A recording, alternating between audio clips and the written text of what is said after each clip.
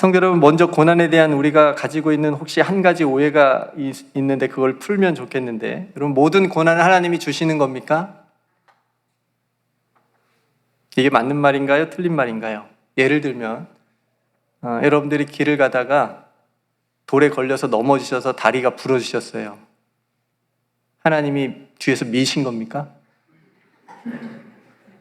넘어지라고?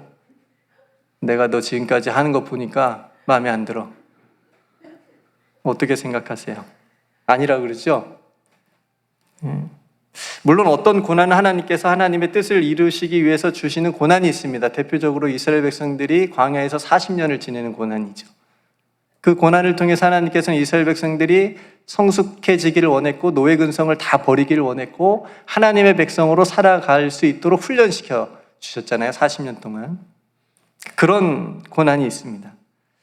그런데 이 세상에 우리가 경험하고 겪는 그 모든 고난이 하나님께서 주시는 고난은 아니라고 하는 거죠. 물론 우리는 이렇게 고백합니다. 모든 일에는 하나님의 뜻이 있다. 그러니까 걸려 넘어져서 다리가 부러져서 기부스를 하고 아무것도 할 수 없을 때 그때 우리는 하나님의 뜻을 구하는 겁니다. 생각하는 거예요.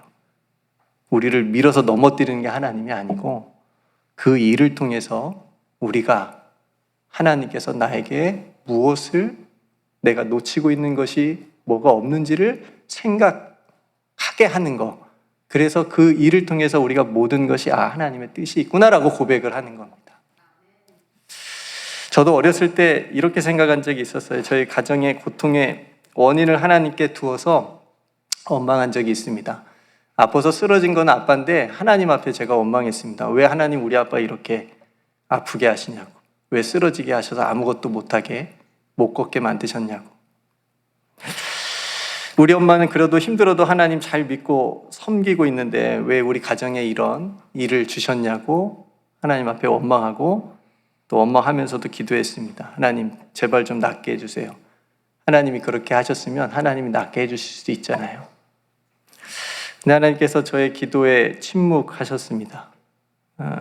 낫게 해달라는 것도 침묵하셨습니다. 그런데 돌아보니까 우리 온 가족이 하나님을 믿고 있더라고요. 하나님께서는 우리 가정의 고난 속에 언제나 함께 하셨고 도우셨다라고 하는 것을 제가 제 개인적으로 하나님 앞에 고백하고 체험했습니다. 성도들, 우리가 고난이 있을 때 우리 자세는 욥처럼 그 고난을 통해서 하나님을 새롭게 다시 만날 수만 있다면 이보다 더 좋은 고난의 은혜는 없습니다. 우리는 거기에만 빠져가지고 그 힘듦에만 빠져가지고 무너지고 넘어지고 그러는데 그걸 통해서 우리가 해야 될 일은 우리의 자세는 그걸 통해서 하나님을 새롭게 만나는 겁니다. 이게 쉬울까요? 어려울까요? 어려워요. 어려운데 쉬운 분도 있습니까? 쉽다고 하시는 분 드는 것 같아요. 어려운데 해야 돼요. 할 수 있습니다. 왜냐하면 하나님께서 우리의 고난을 외면하지 않으시고 그 고난 가운데 함께 하시기 때문입니다. 이것이 오늘 제가 고난을 대하는 우리의 자세를 말하면서 여러분들과 나누고 싶은 메시지입니다. 고난을 통해서 하나님을 새롭게 만나는 은혜, 고난 가운데 함께 계신 하나님을 깊이 만날 수 있는 이 은혜, 이 자세가 저와 여러분들에게 있기를 주님의 이름으로 축복합니다. 고난이 뭘까? 고난이 뭐와 같을까? 제가 생각해 보니까요, 터널과 같더라고요. 터널. 여러분, 동굴하고 터널을 자주 비교해서 말하긴 하는데 동굴하고 터널의 차이가 뭘까요? 동굴은 막혀 있고 터널은 뚫려 있어요. 출구가 있습니다. 아무리 긴 터널도 나올 때가 있어요. 가다 보면 빛이 있는 출구가 나옵니다. 세상으로 나오게 됩니다. 오늘 베드로가 주신 말씀을 우리가 나누고 있는데 베드로는 오늘 우리에게 고난에 대해서 뭐라고 얘기하냐면 그래서 잠깐이라고 하는 표현을 씁니다. 잠깐 고난당한 너희를. 그러니까 이 말은 무슨 말이에요? 우리의 고난이, 우리가 이 세상에서 걷는 일들이, 어려운 일들이 잠깐 어두운 터널과 있는 것 같을 거라는 의미잖아요. 잠깐. 그리고 반면에 뭐라고 얘기하죠? 영광을 영원한 영광이라고 얘기를 합니다. 모든 은혜 하나님 곧 그리스도 안에서 너희를 부르사 자기의 영원한 영광에 들어가게 하시니. 고난은 잠깐 터널과 같고 우리가 앞으로 누릴 그 영광은 영원하다는 거예요. 사도 바울도 같은 얘기를 합니다. 로마서 8장 18절에 이렇게 얘기합니다. 생각하건대 현재의 고난은 장차 우리에게 나타날 영광과 비교할 수 있다 없다? 없도다. 현재 우리가 당하는 고난은 장차 우리에게 나타날 영광과 비교할 수 없다. 현재의 고난과 나타낼 영광을 대조하면서 고난을 일시적으로 현재라고 하는 말을 통해서, 그리고 영광은 영원함으로 표현하는 것을 보게 됩니다. 성도 여러분, 여러분들의 삶에서 만나는 그 고난을 대하는 여러분들의 자세가 마치 터널을 지나는 것처럼 반드시 저 앞에 영원한 영광이라는 출구가 있음을 믿고 그 고난 가운데 우리와 함께 계시는 예수님의 손을 꼭 잡고 나아가는 그런 모습이기를 주님의 이름으로 축복합니다. 우리 예수님도 우리를 위해서 많은 고난을 받으셨음을 여러분 아시지요? 누가복음 9장 22절에 이르시되 인자가 많은 고난을 받고 장로들과 대제장들과 서기관들에게 버림받아 죽임을 당하고 제3일에 살아나야 하리라. 많은 고난을 우리를 위해서 받으셨습니다. 예수 믿는 우리들도 예수 믿는 것 때문에 더 많은 고난받는 삶을 살아갈 수 있다라고 말씀하셨습니다. 그래서 각오해야 된다고 말합니다. 빌립보서 1장 29절에 그리스도를 위하여 너희에게 은혜를 주신 것은 다만 그를 믿을 뿐 아니라 또한 그를 위하여 고난도 받게 하려 하심이라. 그러니까 우리가 예수님 믿는 것에서 그치지 말고 더 나아가면 뭘 받아요? 고난도 받는데요. 그래도 믿으실래요?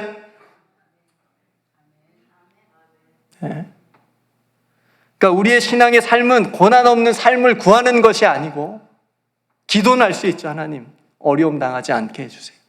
기도는 할 수 있겠지만 어려움이 끊임없이 오잖아요. 그런 고난당한 삶을 구하는 것이 아니라 그런 고난 가운데 함께 계시는 주님을 통해서 그 고난을 믿음으로 통과하게 해주세요라고 기도해야 됩니다. 그렇게 기도가 바꾸어지기를 주님의 이름으로 축복합니다. 성도로 우리의 고난이 세상에서의 어떤 일의 실패이든 육체적인 큰 질병이든 가정 가운데 내가 어떻게 할 수 없는 일이든 그 아픔과 고통과 고난을 다 아시는 주님께, 찬양도 그 대목이 나오더라고요. 주님께 맡기며 믿음으로 나아가는 겁니다. 성도 여러분, 어떤 고난의 터널을 지나시고 계십니까? 그 고난에 주님이 함께 하심을 믿으시고 그 고난 때문에 결코 좌절하지 마시고 낙심하지 마시고 흔들리지 마시고 절망하지 마시기를 주님의 이름으로 축복합니다. 다윗이 이렇게 고백한 적이 있어요. 고난당한 것이 내게 유익이라. 저는 쉽게 이 고백이 안 나오거든요. 이로 말미암아 내가 주의 율례들을 배우게 되었다. 다윗은 인생의 어려움과 고난을 통해서 한 걸음 더 하나님께 나아가는 고백을 한 거잖아요. 이 고난을 통해서 내가 하나님의 말씀을 배웠습니다. 하나님의 말씀이 예전에는 그냥 눈으로 글로 그냥 읽는 말씀이었는데 내가 어려움을 당하고 나니까, 내가 아프고 나니까, 내가 힘든 일을 겪고 나니까 이 하나님의 말씀이 없으면 내가 못 살겠군요. 이렇게 지금 변화된 거잖아요. 그런 고백입니다. 이런 고백도 저와 여러분들이 할 수 있기를 간절히 소망합니다. 이전보다 더 가까이 계시고 나와 함께 해주신 하나님을 새롭게 만나는 은혜가 저와 여러분들의 삶의 고난을 통해서 있게 되기를 간절히 소망합니다. 제가 지금까지 앞서 3번의 설교를 했습니다. 혹시 기억나세요? 어제 저녁에 드신 음식도 기억이 잘 안 나실 수도 있는데 제가 앞서 3번의 설교를 했는데 첫 번째 설교는 두려워하지 말라. 이사야서 41장 10절. 그를 붙들리라 해. 맞습니다. 그를 붙들리라 라는 설교를 했습니다. 두려워하지 말라. 내가 너와 함께함이라. 놀라지 말라. 나는 내 하나님이 됨이라. 너를 굳세게 하리라.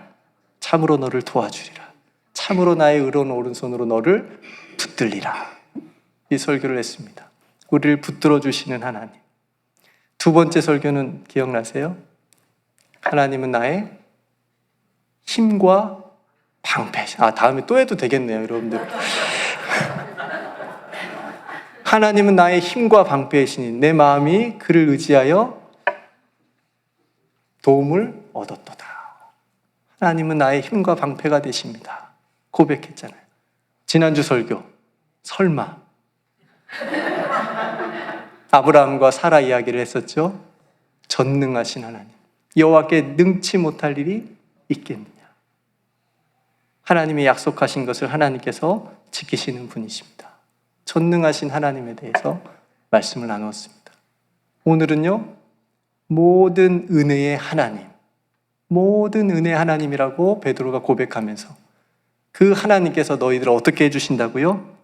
잠깐 고난을 당한 너희를 영원한 영광에 들어가게 하시고, 그 다음에요, 온전하게 하시며, 친히 온전하게 하시며, 굳건하게 하시며, 강하게 하시며, 털을 견고하게 하시리라. 이 중에 하나라도 여러분 붙드십시오. 하나님, 나를 온전하게 해주십시오. 하나님, 내가 너무 힘듭니다. 강하게 해주십시오. 하나님, 나를 굳건하게 해주십시오. 하나님, 내 터가 흔들리고 있습니다. 내 터를 견고하게 해주십시오. 하나님이 친히 해주실 줄로 믿습니다.